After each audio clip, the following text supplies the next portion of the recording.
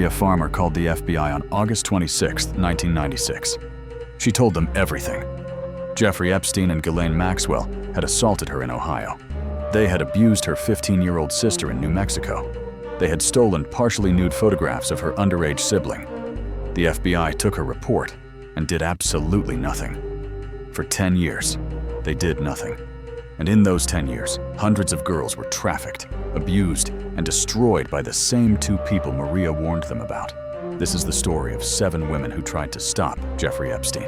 Some came close to succeeding. Some suffered terribly for trying. And all of them were failed by a system built to protect the powerful instead of the innocent. What you're about to hear will make you question everything you thought you knew about justice in America. Thanks for clicking on this video, and please like, subscribe to this channel, and hit the notification bell to stay updated with our latest videos. Also, drop a comment sharing where you're watching from. Let's see which country has the most viewers.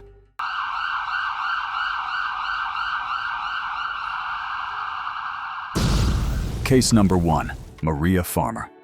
The year was 1996. Maria Farmer was 26 years old and living her dream in New York City. She had just graduated from the prestigious New York Academy of Art with a master's degree in figurative painting. Her work was selling for thousands of dollars right from her studio. Then came the introduction that would destroy everything. At her graduate exhibition, the school's dean brought her over to meet Jeffrey Epstein and Ghislaine Maxwell. Epstein served on the Academy's board. His companion Maxwell stood beside him with a calculating smile. Epstein wanted to buy Maria's painting at half price. The dean urged her to give him a deal. Maria agreed because this man had power in the art world. She sold it to him for $6,000 when a German buyer had already offered $12,000. Epstein offered her a job procuring art for his collection. Then he invited her to work at his properties. Maria worked at the front desk of Epstein's New York mansion, signing in visitors. She watched wealthy, famous people come through his doors. That's when she started noticing the girls. Young girls came and went from the mansion, day after day. Maxwell would leave on frequent missions to recruit girls for Epstein. Epstein showed Maria the security room, equipped with video surveillance, focused on beds and toilets throughout the property. In the summer of 1996, Maria was commissioned to create artworks for the film As Good as It Gets. Epstein offered her space to work at a guest house on Les Wexner's property in Ohio. Wexner owned Victoria's Secret. The 10,600 square foot guest house seemed like an incredible opportunity. Maria traveled to Ohio in May with a rental truck full of art materials. But when she arrived, armed security guards controlled her every move. She had to call Wexner's wife for permission to leave the house. Then Epstein and Maxwell showed up. They came to her room and sexually assaulted her. Maria escaped to another part of the house, pushed furniture against the doors, and barricaded herself inside.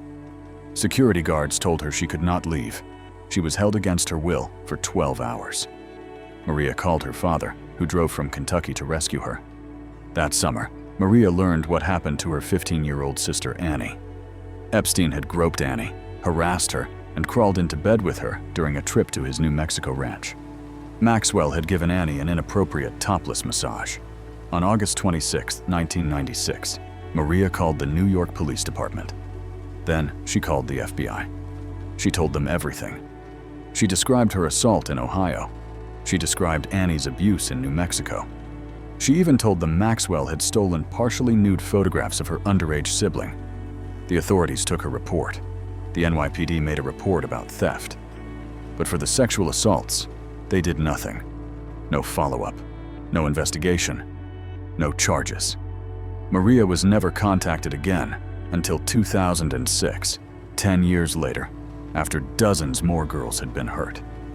If they had listened to Maria Farmer in 1996, everything that followed could have been prevented.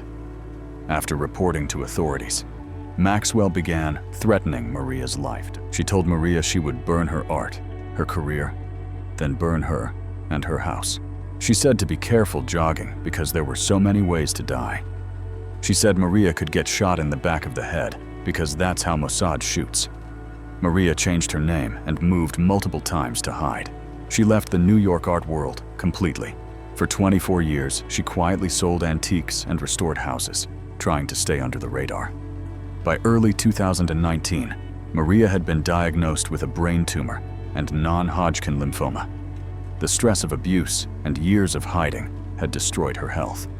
That made her angry enough to finally speak out publicly. On April 16, 2019, Maria filed a sworn affidavit in federal court.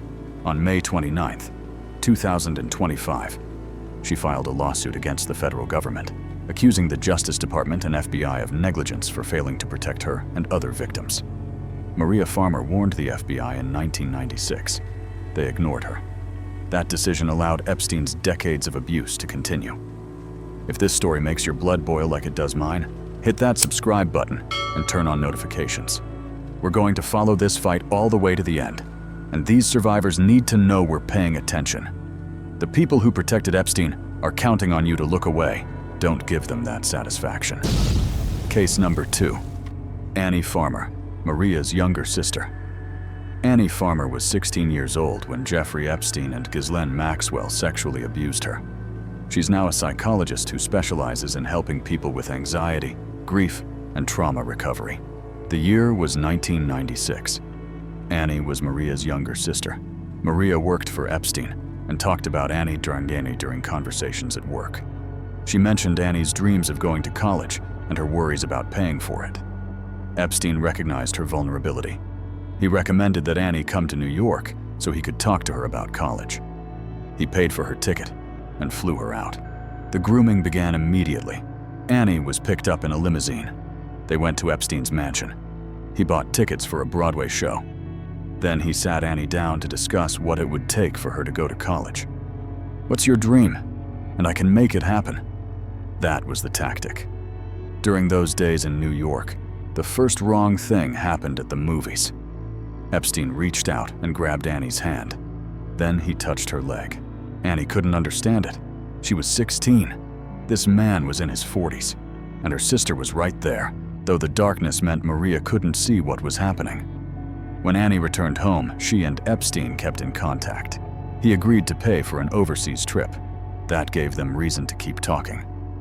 A short time later, Epstein suggested to Annie's mom that Annie fly to New Mexico. He and Maxwell would be there to help her plan the trip. Annie's mother thought it was a wonderful opportunity. She took Annie to the airport herself. Everything went wrong. Maxwell focused on making Annie feel special. She took her shopping and gave her attention. They went horseback riding, but interspersed throughout were moments designed to confuse Annie's boundaries.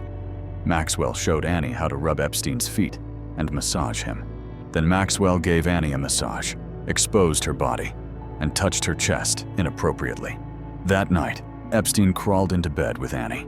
Annie escaped to the bathroom and locked herself inside, hoping enough time would pass that they could pretend nothing happened. When the weekend ended, Annie went home. She didn't talk to anyone because she didn't have the language to understand what had happened to her. Shortly after, Maria was assaulted by Epstein and Maxwell in Ohio. That's when Maria realized what had happened to Annie. Annie kept a journal near the time of these events. She wrote about feeling weird, but tried to talk herself out of her intuition. She wanted to focus on the good things coming, like the trip to Thailand that Epstein promised. In 2002, Annie, Maria, and their mother shared their stories with journalist Vicky Ward at Vanity Fair. Despite giving detailed accounts, their mentions were excluded from the final story by editor Graydon Carter. Carter later claimed Epstein pressured him to omit the Farmer sisters in the story. Carter's residence and the Vanity Fair office received numerous threats: a bullet at one location, a cat's head at another. People often ask survivors why they didn't run away or fight back. Annie explains that freezing is a natural trauma response. So is fawning, which means trying to make everything seem normal to avoid confrontation. Annie gave a victim impact statement at Ghislaine Maxwell's sentencing. Maxwell refused to make any eye contact with her. But Annie tried anyway, because a fellow survivor told her about the power of taking your power back. Annie wants Maxwell to remain behind bars and finish her sentence. She wants transparency through the release of all files related to the Epstein investigation. She believes that when people fully understand Maxwell's involvement, there's no way a pardon could happen. Annie continues to speak out despite the weight of repeatedly telling her story. She does it because understanding the dynamics of abuse and trafficking can help prevent these crimes from continuing. Case number 3, Courtney Wild. Courtney Wild was 14 years old when she learned from a friend that she could earn $200 for giving a massage to an older man. It was 2001. Courtney came from a lower income and broken family home. $200 wasn't much, but to a 14-year-old who didn't have anything, it was everything. When you cross the bridge to Palm Beach, you can feel the wealth and power. That world seemed impossibly far from Courtney's life, and now someone was offering her a chance to touch it. Courtney went to Epstein's Palm Beach mansion. Epstein sexually abused her during what was supposed to be a massage. The abuse wasn't forced in obvious ways. He groomed her. He made her feel special. Then Epstein made an offer. If she didn't want to come back, she could just bring her friends. He would pay her $200 for every friend she brought. Over 2 years, Courtney brought 8 to 10 girls to Epstein. People always asked why she went back, why she kept bringing friends. Courtney had survived sexual assault before she ever met Epstein. That trauma left her feeling like she didn't have another fight left. "I was raped," Courtney later explained. "That was my first sexual experience, and I didn't have another fight in me. I made a choice of survival, and I stuck with that choice. I've paid a high cost for that choice." For more than a decade, Courtney became a driving force in the effort to hold the government accountable for its lenient treatment of Epstein. In July 2008, Courtney filed a civil suit against the United States. She alleged that the U.S. Attorney's Office in Florida violated federal law by reaching a secret non-prosecution agreement with Epstein without telling the victims. Under the deal, Epstein and any co-conspirators were immunized from federal prosecution in exchange for guilty pleas to 2 low-level prostitution charges. Epstein served 13 months in a private wing of a Palm Beach County jail. For 11 years, the government contested Courtney's lawsuit. They argued prosecutors had no obligation to inform victims because no federal charges were filed. But in February 2019, Judge Kenneth Mara ruled in Courtney's favor. He found the government failed its legal obligation and actively misled Courtney and others. Courtney asked the court to invalidate Epstein's deal and force the government to disclose documents showing how prosecutors negotiated with a man suspected of multiple crimes against children. 5 months later, Epstein was arrested in New York on trafficking charges. He was found dead in his jail cell weeks later. Judge Mara ruled Courtney's case was moot and granted none of the remedies she sought. Courtney appealed, arguing the government and any Epstein co-conspirators shouldn't be let off just because Epstein took his own life. Her attorneys wrote, "It would be perverse if Epstein's decision to take his own life operates to confer immunity on his criminal co-conspirators." Courtney attended Epstein's bail hearing in July 2019. She urged other victims to come forward. "If you are a victim of Jeffrey Epstein, then you know what I know," she said. "He will never stop abusing children until he is in jail. Your decision whether to come forward will make a difference." Courtney was among 16 women who spoke at a hearing on August 27, 2019, after Epstein's death. At the hearing, she stated, "The reckoning must not end. It must continue. He did not act alone. We the victims know that." Courtney worked with therapist Randy Kogan, who explained that Epstein was a classic groomer. He created relationships where victims felt special and got attention they weren't getting elsewhere. That made them feel they played a role in their own abuse, which leads to years of trauma, guilt, and shame. Courtney spoke at conferences about her experience. She explained that being around older men still brings flashbacks. It's trauma she didn't know she had until she worked through it. Courtney is still in therapy, but she no longer beats herself up for the bad choices she made at 14. She now has her own children, including a daughter. "It's not easy sharing intimate details about the abuse," Courtney said, "but it is therapeutic, and I feel like if I could share that, maybe it could help somebody in the future. So that's my goal." Courtney's hope is simple. She wants to see justice for all victims whose lives were destroyed, and she wants the system that failed them held accountable. Case number 4, Chauntae Davies. Chauntae Davies was 21 when she first met Ghislaine Maxwell. She was studying massage therapy in Los Angeles. Her massage teacher asked her to come to an appointment with a regular client at the Four Seasons in Beverly Hills. The client was Maxwell. That same night in 2001, Maxwell called and offered Chauntae a job. She wanted to fly Chauntae to Palm Beach to work as a masseuse for the weekend. Chauntae said no. She hadn't graduated yet and felt like she didn't know what she was doing. But her teacher convinced her it was a great opportunity. He explained to her that Maxwell was a prominent socialite and his regular client.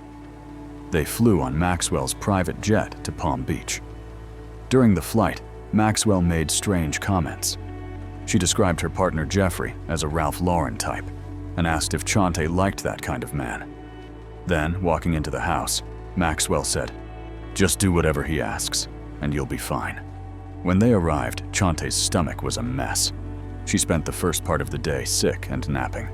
Then an assistant said Jeffrey was ready for his massage. The assistant showed Chauntae to their room, where a massage table was set up. Epstein came in, threw his bathrobe off, got on the table, and looked Chauntae up and down. He started asking questions. Chauntae tried to focus on the massage. Before she knew it, Epstein flipped onto his back. He asked if she minded if he touched himself. Chauntae had come from a background of abuse, where she'd been taught to look the other way. She gave him permission because she didn't know what else to say or do. Epstein finished, jumped off the table, got in the shower, and said thank you. Chauntae left with her head spinning. She didn't tell anyone because she felt like Epstein was doing this behind Maxwell's back. That made her feel like it was her fault. Maxwell had shown interest in her in a motherly way. Chauntae felt pressure not to screw that up. After that first weekend, Maxwell paid Chauntae and put her on a commercial flight home. Over the next months, Maxwell came to Los Angeles and booked separate appointments with Chauntae. She accepted because she believed Maxwell had no clue what was happening. She felt loyalty to Maxwell. It happened very quickly, my feeling of not wanting to disappoint her, Chauntae later said. The abuse escalated over 3 years. Chauntae described it as something she intended to take to the grave. She kept it secret because she was so ashamed. She felt it was her fault because she kept going back. Sometimes she would resist invitations, but Maxwell or someone in the office would aggressively persuade her to go. I wasn't much of a fighter, so I gave in very easily, Chauntae said. Over 3 years, Epstein raped Chauntae multiple times. She stopped fighting back. She realized early on he was going to do what he was going to do. In September 2002, Chauntae gave former President Bill Clinton a neck massage on Epstein's private jet. They had a stopover for refueling. Clinton complained of stiffness from falling asleep. Maxwell suggested Chauntae give him a massage. President Clinton was a perfect gentleman during the trip, and I saw absolutely no foul play involving him, Chauntae stated. Epstein used relationships with powerful people to lure young women. Chauntae was very aware of Epstein's friendship with Prince Andrew. It was one of several bragging tactics he used. He had framed photos of them in his residences. When Prince Andrew claimed he hadn't noticed young girls around Epstein, Chauntae spoke out. She said there was no way someone could have been Jeffrey's friend and not known what was going on. Ultimately, Epstein's actions ruined Chauntae's life. It affected her health, family, emotional well-being, and jobs. She was offered amazing jobs she fought hard to get. Each time the job was offered, it was then retracted because of her connection to Epstein. That's what led Chauntae to finally come forward. She realized Epstein was out buying second islands and airplanes while she was struggling to feed herself. When she found out about Epstein's death, she felt anger that he didn't face justice. He would never face the music or hear the pain he caused. After all I've gone through, I finally came forward, Chauntae said. And it almost feels all for nothing now. It's so hard to finally put yourself in a place where you're ready to tell the world, and then to feel like any justice you would have gotten has been robbed from you. I've tried to breastfeed for the first time with my 3rd child, and it was the most excruciating and heartbreaking thing, Chauntae said in 2018. It brought back something that felt so stupid back then, that I thought had no relevance. But Chauntae refuses to let Epstein win in death. She's determined not to let him continue to torment her. Chauntae Davies lost job opportunities for years because of her connection to Epstein. She was the victim, but society punished her anyway. That's how broken this system is. If you're still watching, you're one of the few people who actually care enough to hear the full truth. Hit that subscribe button so you don't miss what we're covering next, because the story gets even worse from here. Case number 5. Marina Lacerda. Marina Lacerda was 14 when she first met Jeffrey Epstein in 2002 in New York. She was a freshman in high school, working 3 jobs to support her mom and sister. Marina was a young Brazilian immigrant chasing the American dream. Then a friend told her she could make $300 by massaging an older man. To a 14-year-old working 3 jobs, that seemed like a fortune. It went from a dream job to the worst nightmare, Marina said at a Capitol Hill press conference in 2025. An assistant to Epstein said Marina needed to be at his mansion so often that she dropped out of high school. Marina hoped being connected to the wealthy financier could bring real job opportunities. Those opportunities never came. Instead, she was abused for years. Beginning in 2002, Marina was recruited to engage in sex acts with Epstein and was repeatedly abused at his Manhattan mansion. He knew her age. She was paid hundreds of dollars for each encounter. Epstein also encouraged Marina to recruit other girls to engage in paid sex acts, which she did. The abuse ended abruptly when Marina turned 16 or 17. Epstein made clear his interest had waned. "You're too old. I don't want you anymore," Marina recalled him saying. She was 16 years old, and already she was too old for Jeffrey Epstein. Marina is credited with helping secure the 2019 charges against Epstein. But investigators first approached her about his abuse in 2008, 11 years earlier. Her first thought was, "I have to call Jeffrey. What am I going to do?" Epstein then hired an attorney for her. That was the last she heard of that investigation. Epstein had been indicted in Florida in 2006. He cut a plea deal with federal prosecutors requiring him to plead guilty to state charges in exchange for the federal investigation being dropped. In 2008, he pleaded guilty to 1 count of soliciting prostitution and 1 count of soliciting prostitution from someone under 18. He served 13 months in a private wing of a Palm Beach County jail with work release privileges. When asked how she felt about having a hand in the eventual charges against Epstein, Marina told ABC News, "I would have felt much better today speaking if I was able to speak in 2008. If they would have given me the chance to speak, these women would not have been through this." Marina stood on Capitol Hill in 2025, advocating for the complete release of the Epstein Files. She joined the push to collect 218 signatures to force a vote on the Epstein Files Transparency Act. The act would require the Justice Department to make public the entirety of Epstein-related records.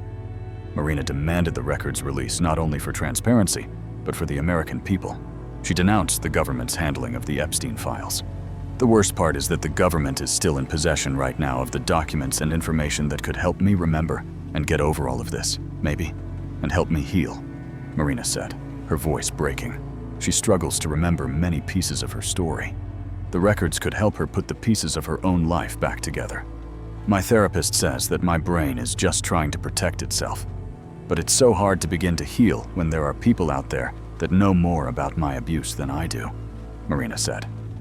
The Epstein Files have become a major pressure point of President Donald Trump's second term. On the campaign trail, Trump vowed to release the documents. As president, he has repeatedly claimed the matter was cooked up by Democrats. As Epstein survivors spoke on Capitol Hill in 2025, Trump called the issue a Democrat hoax. The House Oversight Committee subpoenaed the Justice Department, which turned over tens of thousands of documents. Most contained already publicly available information, and none were the so-called client list. Attorney General Pam Bondi said earlier in the year she had the client list sitting on her desk. But in July, a DOJ memo stated there was no evidence to support its existence. Survivors said they would release their own client list if the Trump administration neglected to do so. No one other than Ghislaine Maxwell has been formally charged with wrongdoing connected to Epstein. Maxwell is serving 20 years in federal prison after being convicted in 2021. Trump hasn't ruled out a pardon for Maxwell. She met with top DOJ officials in July 2025 and has since been transferred to a more comfortable prison. Marina was identified as minor victim 1 in the 2019 federal indictments against Epstein. Until 2025, she had never spoken publicly. "I never thought that I would find myself here," Marina said, at the Capitol Hill press conference. "The only reason I'm here is because it feels like the people who matter in this country finally care about what we have to say." Marina is now 37 and a mother to at least one daughter. She continues to fight for transparency and accountability, not just for herself, but for all the victims who never got justice. Case number 6. Sarah Ransome. Sarah Ransome grew up in South Africa and the United Kingdom. She experienced a chaotic childhood that included sexual assault and an alcoholic mother. That trauma made her more vulnerable to later abuse. At age 22, in 2006, Sarah moved to New York City with aspirations of a career in fashion and education at the Fashion Institute of Technology.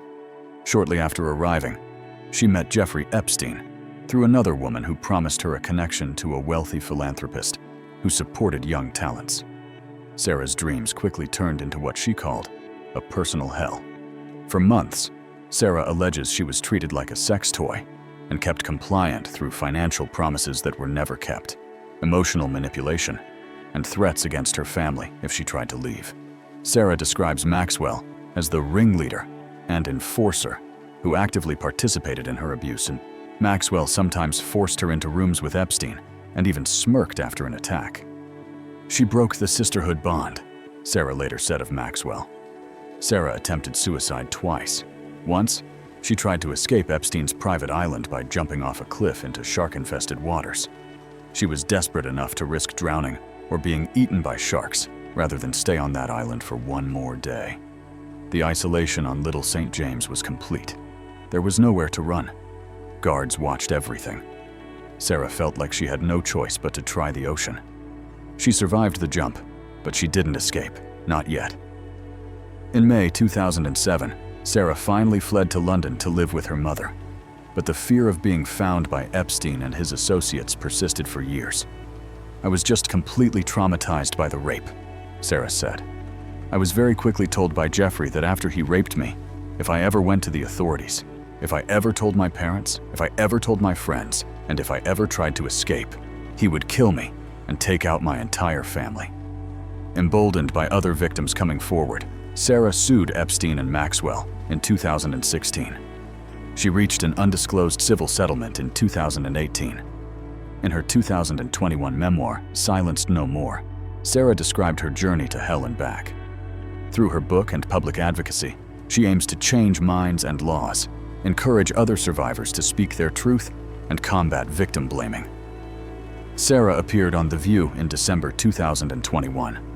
She described how Maxwell groomed her during her first visit to Epstein's island. Maxwell took her shopping and gave her attention. Then Maxwell told Sarah to do whatever Jeffrey asked. "It makes me sick to my stomach that Ghislaine is claiming to be innocent and claiming to be a victim because she was the chief orchestrator," Sarah said. "She was the engineer." Sarah's credibility has been questioned due to claims she made in a 2016 lawsuit that Epstein had secret tapes of high-profile individuals, including Prince Andrew, Bill Clinton, and Sir Richard Branson. She later retracted these claims, admitting to The New Yorker in 2019 that the tapes had been invented. In a 2024 interview, Sarah stated she was forced to retract the allegations due to threats from Maxwell and others. The individuals named have all denied the allegations. In emails that were later unsealed, Sarah wrote that those secret tapes were filmed on separate occasions. A letter to the court said Sarah's testimony was fabricated and contained incendiary claims. The emails, the letter stated, demonstrate that Sarah manifestly lacks credibility. Sarah soon withdrew her claims, writing, "I want to walk away from this. I shouldn't have contacted you, and I'm sorry I wasted your time. It's not worth coming forward, and I will never be heard anyhow, and only bad things will happen as a consequence of me going public." Despite the controversy over the tapes, Sarah's core allegations about her own abuse by Epstein and Maxwell remain consistent. She settled a civil lawsuit with Maxwell and Epstein's estate. She provided a victim impact statement before Maxwell's sentencing. Sarah continues to advocate for survivors. She co-founded the Kintsugi Foundation, a non-profit sober living home for abused women struggling with addiction. to help others in their recovery journeys. Through her public statements, book, and participation in documentaries like Jeffrey Epstein, Filthy Rich, Sarah has become a key figure among Epstein's accusers. She uses her platform to challenge the powerful and demand accountability, despite receiving threats intended to silence her. Case number 7. Anouska De Georgiou. Anouska De Georgiou was born into an affluent British family. Her mother, Barbara, was a former model and debutante. Her father, Anthony, was a millionaire financier. Anouska attended Marlborough College at the same time as Kate Middleton, who would later become the Duchess of Cambridge. Anouska was a promising teenage model and actress in the mid-1990s. She had turned down a place at Oxford University to pursue modeling and acting. She appeared in campaigns for brands like Guy Laroche. She had a role in the 2004 film Alfie alongside Jude Law. Anouska met Jeffrey Epstein through well-connected friends in London when she was a teenager. Her abuse was not immediate. It involved a slow and deliberate process of grooming, financial reinforcement, and psychological manipulation over several years. Epstein preyed on her insecurities to the point where she felt trapped and unable to escape. The abuse occurred at various locations, including Epstein's properties in New York, Paris, and his private island. Anouska described the experience as a world she couldn't escape, leading to years of silence due to fear and shame. In 1999, newspapers reported that Donald Trump, then 50 years old, had fallen under the spell of Anouska. He had been introduced to her by Ghislaine Maxwell. Trump was dating Melania Knauss at the time, but before they married. Trump reportedly flew Anouska and Maxwell to Florida for a weekend and arranged for Anouska to stay in an apartment he owned in New York.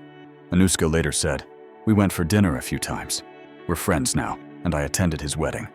He's adorable. He has been so kind to me." After years of silence, Anouska chose to go public with her story, way after the birth of her daughter. She felt a responsibility to protect her child and all children from predators like Epstein. On August 27, 2019, Anouska was one of more than 20 women who provided impact statements in a New York court after Epstein's death. She became the first British woman to publicly allege she was abused by Epstein. "When I was introduced to Jeffrey Epstein, I was young and full of hope and the foolishness of a teenager," Anouska said. "Jeffrey Epstein manipulated me, coerced me, and abused me. He cannot begin to fathom what he did to us. Although I think it is tragic when anyone died before their time, I am extremely relieved he will not be able to hurt any more children." Anouska told the court that the abuse by Epstein had affected her ability to work and maintain healthy relationships. Since coming forward, Anouska has become a leading voice in survivor advocacy. She is a strong proponent of the Epstein Files Transparency Act, a proposed bill demanding full public release of all government records related to the Epstein investigation. Anouska has spoken on Capitol Hill alongside other survivors, arguing that transparency is essential for justice and to prevent future systemic failures. She co-founded the Kintsugi Foundation, a non-profit sober living home for abused women struggling with addiction. Anouska runs Edinburgh House Transitional Sober Living from her home in Los Angeles, offering clients a safe and loving, structured environment. Anouska has been sober since she was 25. She told reporters that in her youth, she was partying the whole time. Now she's channeling that experience into helping other women escape addiction and abuse. Anouska uses her platform to appeal to political figures, including Donald Trump, to support the release of the files and stand with survivors against the powerful individuals who protected Epstein. Despite receiving threats, including threats to her child, she remains committed to speaking out until accountability is achieved. "I will not stop until everyone involved in this is held accountable," Anouska said at a Capitol Hill press conference. "The threats don't scare me anymore.